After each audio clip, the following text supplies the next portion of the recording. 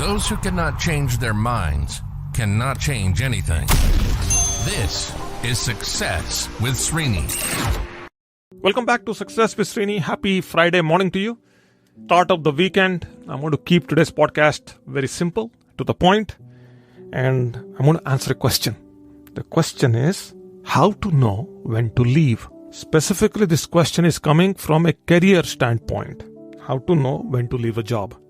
Every time a question like this comes in, there are two sides, two parties. The first party is them and the second party is you. There are things that have to happen from their side so that you leave. And there are things that have to happen from your side so that you leave. So let's talk about their side. First and the foremost is, you have started to see they have stopped taking your suggestions. They're not seeking you out. You're not being consulted and you're not being copied on crucial email. That's the second step. So, first is they're not seeking your suggestions. Second is they're not consulting with you and you're not being copied on crucial emails. Then the last one is there is no raise and there is no appraise. They're not promoting you and they're not giving you more money. And maybe they're not also giving you any crucial work to do or any relevant work for you to do. So these are from their side. And from your side, small things have started to take a lot of time because you have started to feel that you are not valued. There is no fun, there is no happiness you're deriving. It has become a routine and everything has started to become harder. The basic things have become harder. That's the first indication that you have to leave. Something is amiss.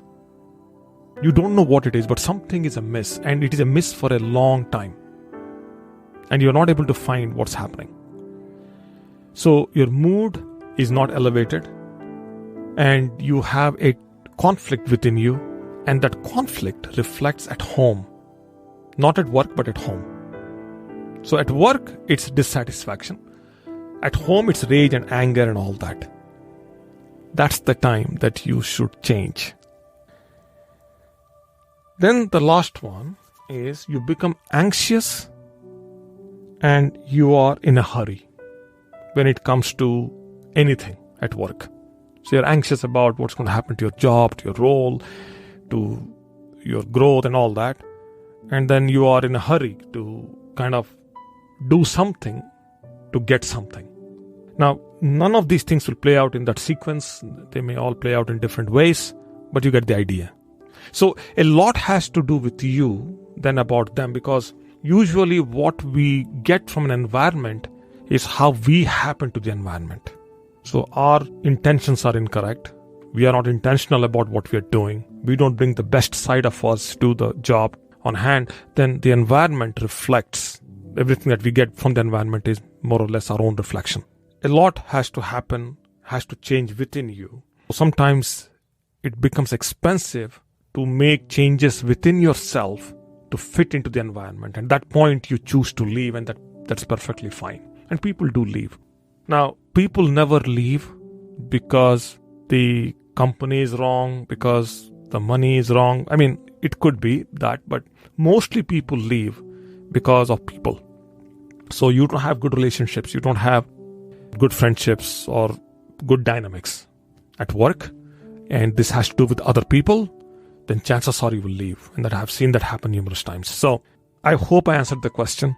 Of course, there are other different ways to answer this question, and depending upon where I am at a given point in time, I could answer this question differently. But these are some of the thoughts that are very dominant in my mind as this question came in. That's all for now. I hope this is helpful. You go have a wonderful weekend. And for me, I'll catch up with you as early as tomorrow. Thank you.